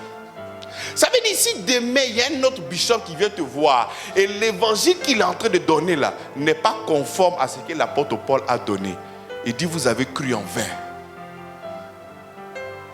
Tout le monde croit, hein? Mais ta croyance ne va t'amener nulle part. Parce que la croyance qui pourra te faire voir le Seigneur est déjà déposée dans ses épîtres. Et tu dois avoir la confirmation que ce que ce monsieur est en train de dire là, est-ce que c'est conforme à la Bible? Si ce n'est pas conforme, il ne faut pas dire Amen. Si ce n'est pas conforme, ne dépose pas ta foi là-dedans. Parce qu'il dit, si vous le retenez tel, Dieu te parle comment? Regarde, là où tu es présentement, ta chair te parle. Tu sais ça, non? Tu sais que ta chair te parle, non? Exemple, j'ai envie de me foutre. Qui t'a parlé? C'est ta chair qui te parle. Le diable aussi te parle. Tu sais ça? Et le Seigneur aussi te parle. Mais comment on fait pour identifier cette voix qui vient du Seigneur? Comment on fait pour identifier cette voix qui vient de Dieu? Et comment on fait pour identifier cette voix qui vient de la chair? Vraiment, il y a quelqu'un qui veut que je lui rende service, j'ai les moyens. Mais est-ce que ça, c'est la volonté de Dieu? C'est parce que tu n'as pas envie de l'aider, sinon tu sais très bien que c'est la volonté du Seigneur. La Bible est écrite, c'est noir sur blanc. C'est parce que toi-même, tu ne veux pas. Ça, ce sont les femmes qui sont fortes dedans. Ah, ma soeur, il veut de toi. Non, tout dépend de Dieu. Si Dieu veut, là, tu sais qu'on sera ensemble. Ça, c'est pas, elle veut fuir. Mais quand ma mère veut, là, elle va commencer à initier des programmes.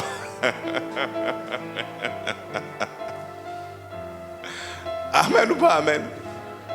Hein, vous riez. Alors, donc Dieu nous parle aujourd'hui exclusivement uniquement par le Christ. Ne cherche pas, mais de la Bible. Même quand tu viendras demain, ah pasteur, j'ai besoin d'orientation. Mais qu'est-ce que la Bible dit? Mais tu seras surpris de voir des gens qui sont chrétiens. Lorsqu'il y a des problèmes, ils vont étaler, non pas la Bible, mais ils vont étaler leur propre cœur. Ils vont étaler leur manière de penser. Ils ne vont jamais interroger la Bible. Alors qu'il faut interroger la Bible. Parce que c'est là-bas que nous avons une assurance.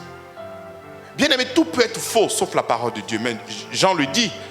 Jean 17, 17, il dit, sanctifie-les par ta vérité. Ta parole est là. Là où nous pouvons trouver la vérité, c'est dans la parole du Seigneur. C'est là-bas qu'il y a la vérité.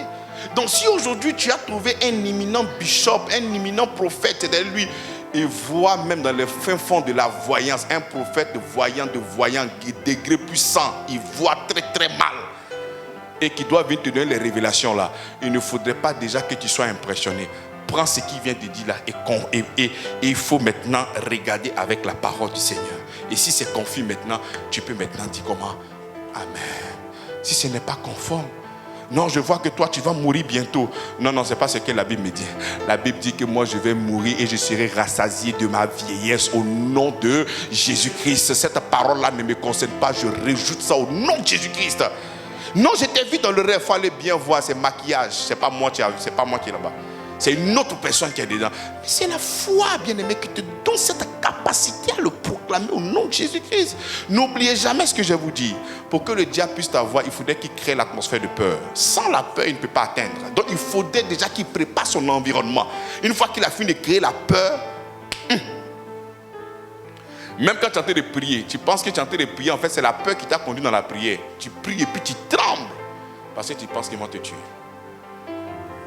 Chose, ce n'est pas parce que toi tu as déclaré, c'est parce que tu sais que Dieu t'a déjà accordé au nom puissant de Jésus-Christ. C'est comme ça que tu prends appui et tu t'adores sur l'œuvre de la croix en déclarant ces choses. C'est lui qui appelle les choses qui n'existent point comme si elles existaient. Parce que tu sais que celui qui te cautionne, celui qui t'a donné son nom afin de pouvoir imposer, s'appelle Jésus-Christ. Et il t'a donné le droit d'utiliser son nom. Tu l'as reçu légalement au nom de Jésus-Christ.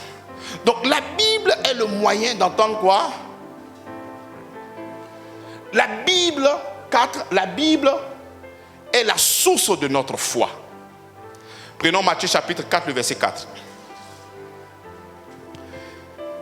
Jésus répondit, il est écrit, l'homme ne vivra pas de pain seulement,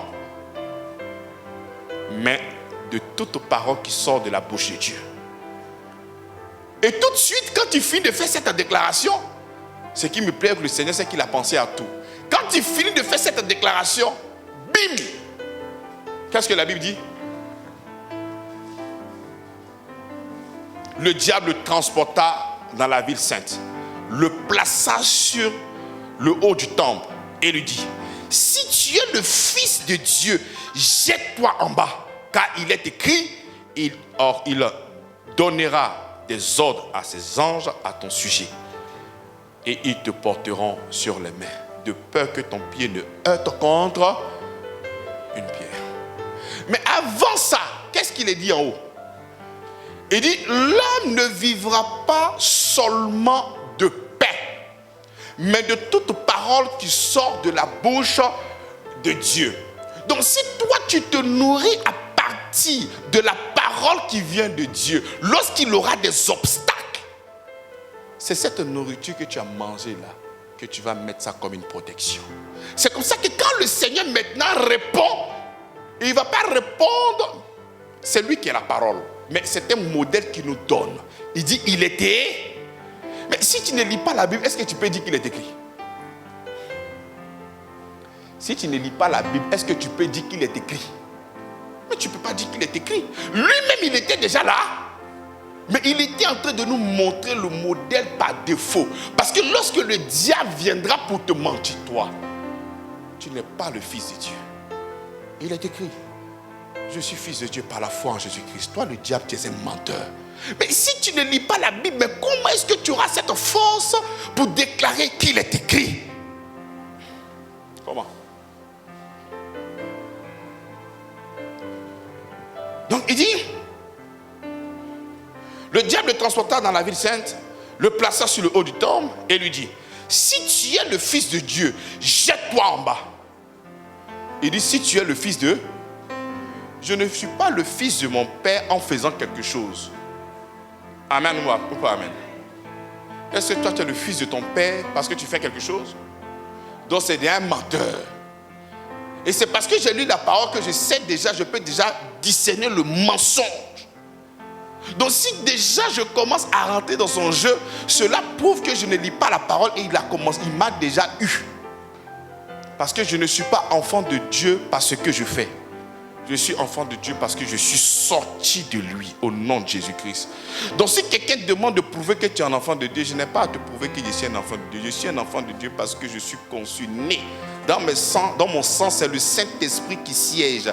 Mon esprit et son esprit forment un seul et même esprit. La Bible déclare que le Saint-Esprit rendra témoignage à notre esprit que nous sommes enfants de Dieu. Donc j'ai un témoignage perpétuel et continuel dans mon esprit qui témoigne à haute et intelligible voix. Tu es fils de Dieu, tu es fils de Dieu, tu es fils de Dieu, tu es fils de Dieu, tu es fils de Dieu, tu es fils de Dieu. Et aucune chose, aucune situation viendra te transformer en l'enfant du voisin. Je suis fils de Dieu et je demeure fils de Dieu. Quelles que soient les situations, je suis fils de Dieu. Tu sais, il y a des gens qui ont développé des onctions dans l'Ancien Testament jusqu'à présent, mais je me demande, mais attends. Des gars ont dit, si tu ne réunis pas ton Dieu, on va te jeter dans le feu. Il dit, la roue du feu, elle est où? Mettez-moi dedans. Moi, je ne vais pas m'incliner devant quelqu'un. Il a la conscience qu'il est avec son Seigneur. Ceux même qui venaient augmenter la chaleur là, la chaleur était tellement puissante qu'eux-mêmes ils sont morts. Mais quand on les a jetés dedans, il y a eu un quatrième homme. C'est le Seigneur Jésus-Christ. Bien-aimé, quelle que soit la situation où les gens vont t'envoyer, ne crains rien parce qu'il est avec toi. Non, ne crains rien. Ne crains absolument rien. Avec Dieu, ne calcule pas. Si je vais là-bas, comment ça s'est passé? Ne calcule pas. Et quand tu commences à calculer, il n'y a plus la foi. Si c'est à cause du nom du Seigneur que vous voulez me mettre à mort, faites ce que vous voulez. Et lorsque les gens seront en train de te torturer, la puissance du Seigneur va se manifester d'une manière extraordinaire. Et tu vas voir que ton Dieu, il est vrai. Notre Dieu, ce n'est pas des contes et des légendes. Il arrive parfois où il se manifeste d'une manière scandaleuse. Celui-ci est mon fils. Il dit, mais nous voyons, mais ce n'est pas 3 hommes qu'ils ont jetés dans le trou là. Mais ce n'est pas lui là qui a perdu son emploi là.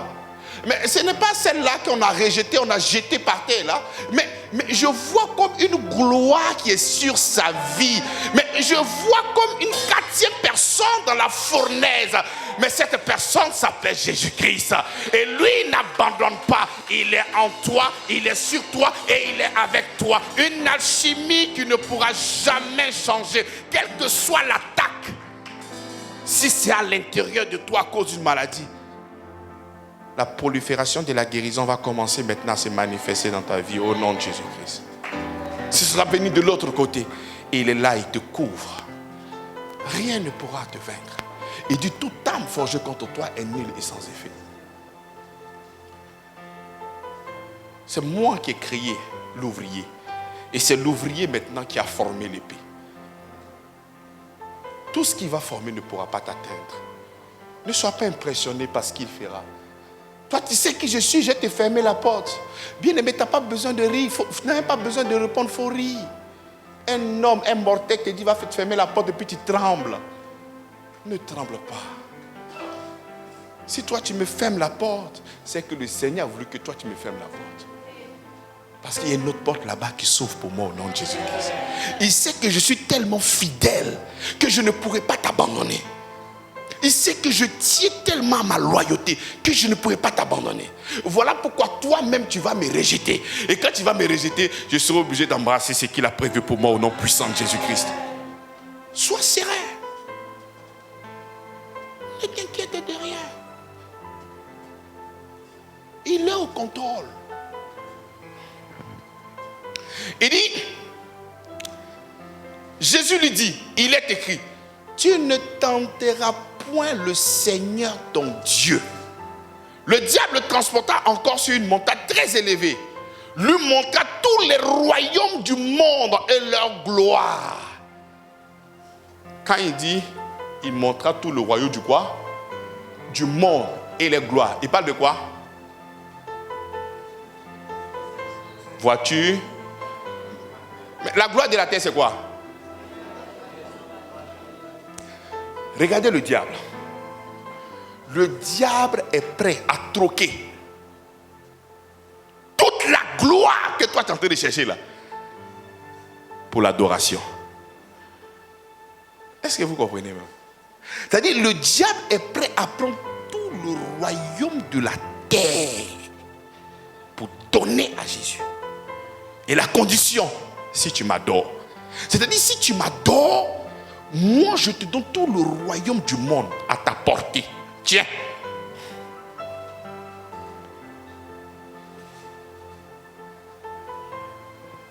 Parce qu'il connaît le poids de l'adoration. C'est parce qu'il sait que tu dois adorer ton Seigneur. Et le Seigneur dit quoi? Il est écrit. C'est-à-dire, il va pas. La Bible, c'est pour notre instruction. Il pouvait répondre directement. Il va dire, il était. Lorsque les gens viendront te parler, il faut dire qu'il est écrit. Mais comment est-ce que tu pourras dire qu'il est écrit si tu ne lis pas ta Bible?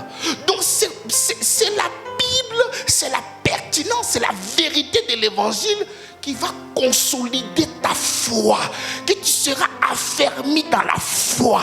Mais si tu ne lis pas la Bible, mais tu ne pourras pas être affermi par la foi. Il dit, tu adoreras le Seigneur ton Dieu et tu le serviras lui lui seul. Tu sais, il y a le niveau de déchargement quand ça commence à t'atteindre là. Quand il dit déchargement, vous comprenez? Il y a le niveau de galère.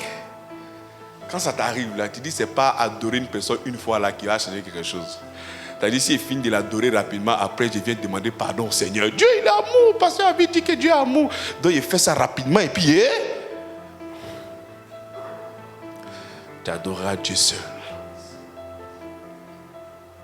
Lui et lui seul. C'est lui seul que tu dois adorer. Mais si tu ne lis pas la parole, mais le diable peut te mentir. Tu adoreras le Seigneur ton Dieu et tu le serviras lui seul. Alors le diable le laissa. Mais pourquoi le diable l'a laissé? Hein? Pourquoi le diable l'a laissé? Mais à cause de la vérité. Parce que le diable venait pour mentir. Il dit, il n'a pas changé. C'est un menteur. Dans Genèse, il a menti. Dans les évangiles, il est en train de mentir. Et à l'Apocalypse, encore, il cherche encore à mentir. Lui, il ne fait pas autre chose si ce n'est que le mensonge. Bon, quand vous voyez des gens peut-être qui arrivent peut-être à se suicider, vous pensez que c'est quoi? Mais il vient, il ment. Ta vie n'est rien, personne ne compte sur toi. Ta vie n'est que misérable. Oh non, laisse tomber. Va rejoindre ton Seigneur. La vie sera mieux sans toi. Et puis cette situation elle est pénible. Tout le monde saura ce que tu as fait. Regarde le problème qui est sur ta vie. Non, il faut. Arrête ça. Il faut couper l'hémorragie. Cette mort-là, c'est mieux. C'est mieux. Est-ce que tu peux vivre avec ça? Il te ment. Mais si tu lisais la Bible, tu allais savoir que quelle que soit la faute, le Seigneur t'a déjà pardonné. C'est comme ça qu'il a menti à Judas. Il dit, tu as trahi Jésus. Non, c'est mieux faut aller te pendre. Au moins, ils m'ont senti que vraiment que tu regrettes. Va te pendre. Mais il y a ce que tu as fait, c'est grave. Si Judas avait la conscience que le sacrifice de Jésus était pour la rémission de ses péchés, il n'allait pas laisser pendre. Il n'allait pas laisser pendre. Il allait attendre l'œuvre de la croix. Et il allait devenir enfant de Dieu.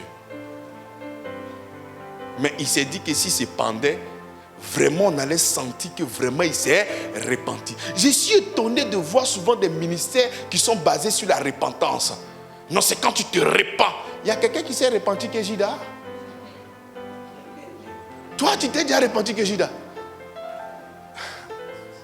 Si on te dit tout ce que tu as volé, il faut aller rembourser là, on peut quitter ici. Les mouvements, les cannes, les factures que tu as augmentées. Si on te dit les kachas, les coupés décalés que tu as fait, si on te dit de rembourser tout ça là, tu peux quitter ici là. Non, il faut me dire. Hein? Non. C'est à cause de l'œuvre de la croix.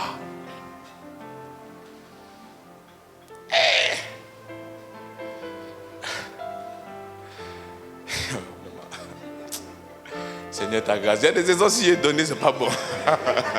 Je pouvais garder ça pour moi, pour un public un peu plus restreint. Alléluia. Donc, lis la parole de Dieu. Nous donne cette assurance d'avoir notre foi qui est affermie. Pas une foi légère, mais enracinée et fondée. Et il n'y a pas de miracle. C'est sa parole. Seigneur, donne-moi la foi. Seigneur, donne-moi la foi. Seigneur, donne-moi la foi. Qui n'a pas prié comme ça? Seigneur, accorde-moi la foi. Oh, la foi vient de ce qu'on attend. Il faut lire la Bible. La foi va venir. C'est-à-dire, toi, tu ne veux pas lire la Bible. Mais la Bible déclare que la foi vient. On ne demande pas. La foi doit venir lorsque tu vas entendre. Est-ce que tu pries, Seigneur, j'ai besoin de la peur? Non. Quand tu vois un revolver, si ta tête là, la peur naît ou ça n'est pas? Hein? C'est comme ça aussi que la foi naît lorsque tu es connecté à sa parole. Lorsque tu seras en train de voir les réalités, son amour manifesté. Mais tu auras une foi indétrônable. On dit, mais le gars, il compte sur quoi? Je compte sur la vérité de l'évangile. Je compte sur la parole du Seigneur. Je compte sur ce que j'ai entendu que Christ a fait pour moi à la croix de Golgotha. Et je suis rentré dans une salle, je chute dessus. J'ai posé la question aux gens, est-ce que vous êtes saints? Personne n'est saint. J'ai dit, moi je suis saint. La manière que j'ai ri là, c'est quoi les arrières? Vraiment. Mais pourquoi les gens ne sont pas sérieux? Toi tu es saint. J'ai dit, mais tu te moques de mon héritage en Christ. Grâce à l'œuvre de la croix, moi je suis devenu saint. Il faut bien m'expliquer, mon frère. Assieds-toi maintenant. Et c'est ça. Donc notre héritage est sujet souvent à des moqueries. Mais c'est la puissance de Dieu. Donc pour connaître ton héritage, pour que tu sois enraciné et fondé et brandi ça haut, bien aimé, il te faut lire la Bible.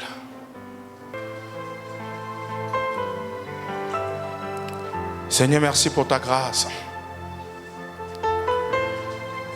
Je viens de réaliser, Père, l'importance de lire sa Bible.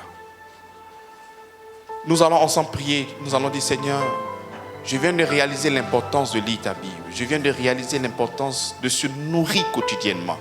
Je viens de comprendre que ta parole est véritablement une lampe à nos pieds. Je viens de comprendre qu'au travers de ta parole, j'entends ta voix. Je viens de comprendre qu'au travers de ta parole, ma foi est fortifiée et enracinée dans la vérité. Ensemble, ouvre la bouche et prie le Seigneur. Seigneur, merci pour ton amour, merci pour ta grâce. Oh, cette parole nous nourrit, Seigneur.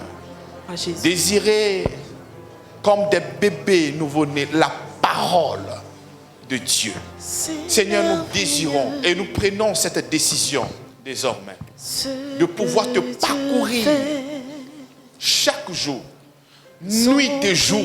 Je serai en train de te parcourir, en train de te lire pour que je puisse grandir, pour que je puisse grandir dans la foi. Béni sois-tu, Papa. Je te rends toute la gloire. Merci pour ton amour, Seigneur. Merci pour ta bonté et ta fidélité. Tu es bon et tu le demeures.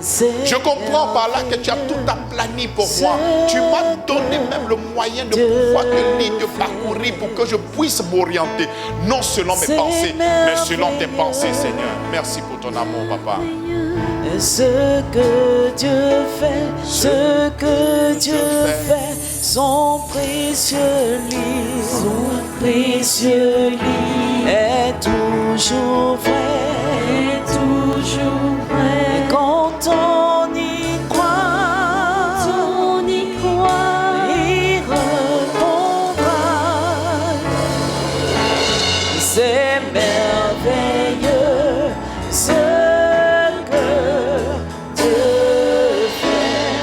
je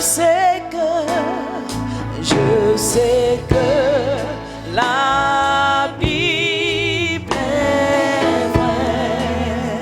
Alléluia. Merci Seigneur. Je sais que Merci pour ta parole la qui nous fait. Merci Bible Seigneur, parce que ta parole nous éclaire, Seigneur. La Bible dit que ce livre de la loi ne s'éloigne point de toi. Médite-la toujours. Et c'est là que tu verras réussir, Seigneur. Merci parce que nous parcourons la Bible, nous parcourons ta parole. Et ta parole est une lampe à nos pieds. Tes paroles est une lampe à nos pieds. Merci Seigneur pour ton moi je le crois. Merci Seigneur. Je crois que la Bible est vraie. Oh, je le crois. Je crois que la Bible est vraie. Elle est la parole. Elle est la parole du Seigneur. Oh, je la serre dans mon cœur. C'est merveilleux, c'est merveilleux, Merci Seigneur pour ta parole. Au nom de merveilleux. Ce Jésus-Christ. que Dieu Merci pour ta fait, grâce. ce que Dieu fait, Merci, son précieux lit, son précieux lit est toujours vrai, toujours vrai, quand on y croit. Alléluia. Nous allons prier. Nous allons dire, Seigneur, nous nous laissons conduire par ta parole. Nous nous laissons conduire uniquement que par ta parole. Nous faisons nos choix en fonction de ta parole.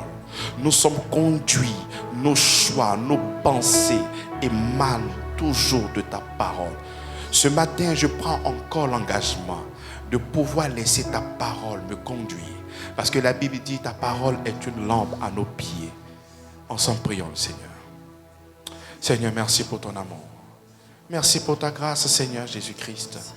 Ce matin, mes frères et moi, nous prenons l'engagement, Père, de pouvoir, Seigneur, te parcourir et te laisser nous orienter, Seigneur. La parole nous oriente désormais. Ta parole, rien que ta parole nous oriente. Nous fermons la porte à une manière de penser. Nous fermons la porte à des développements personnels. Nous fermons la porte à une pensée humaine. Mais nous laissons que toi, ta parole, Seigneur, puisse nous conduire. Nous laissons que ta parole puisse nous orienter. Seigneur, merci pour ta grâce et ton amour. Nous savons que tu es Dieu et tu es demain. Merci pour ce que tu es. Béni sois-tu. C'est merveilleux ce que Dieu fait. Moi je crois que la Bible est vraie. Je le crois que la Bible est vraie. Oh, elle est la parole, elle est la parole du Seigneur. Je la serre dans mon cœur. Seigneur, merci pour ce séminaire qui se passe d'une manière merveilleuse. Tu nous nourris spirituellement et ça nous fait vraiment du bien. Merci pour cette portion de vérité que tu viens encore de nous révéler en ce qui concerne la lecture de la Bible. Merci Seigneur parce que nous avons compris que lire la Bible, c'est être à la recherche de Christ. Et que toute la Bible ne parle que de toi, Seigneur. Merci parce que je n'avais pas cette connaissance. Aujourd'hui, je suis informé que toute la Bible parle de toi. Et même quand je serai en train de parcourir la Bible, les histoires ne m'intéressent pas, mais c'est ton histoire qui m'intéresse.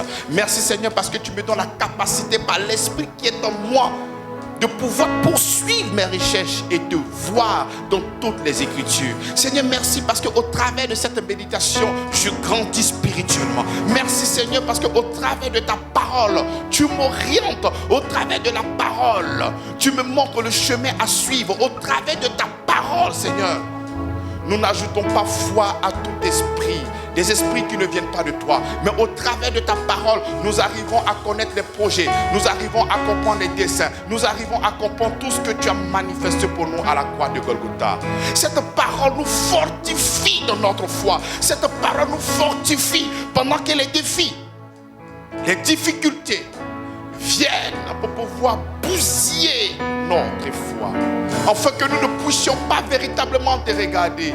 Mais Seigneur, merci parce que tu m'as donné le moyen de pouvoir entretenir cette parole de vie. Tu nous as donné le moyen pour que la foi puisse grandir. Tu nous as donné le moyen pour que nous puissions grandir dans le salut, qui n'est que la méditation quotidienne. Merci Seigneur pour tes enfants qui viennent de recevoir la parole. Que ces paroles soient enracinées et fondées. La Bible dit, lorsque la parole est donnée et que l'on ne la comprend pas, le diable vient voler. Mais tôt ou tard, cette parole est enracinée dans le cœur de tes enfants au nom de Jésus-Christ. Et cette parole commence à fleurir au nom de Jésus-Christ. Que l'on sache que tu es Dieu de cette mission et de ce ministère.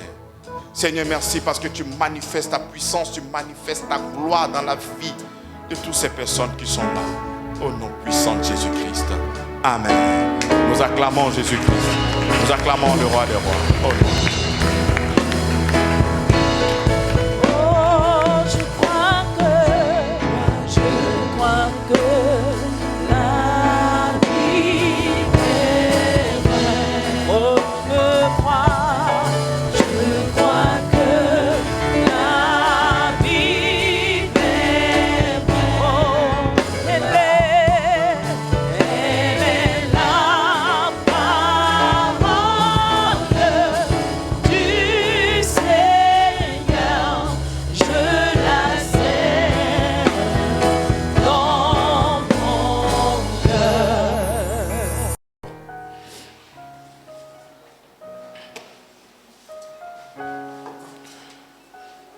Je suis ton enfant.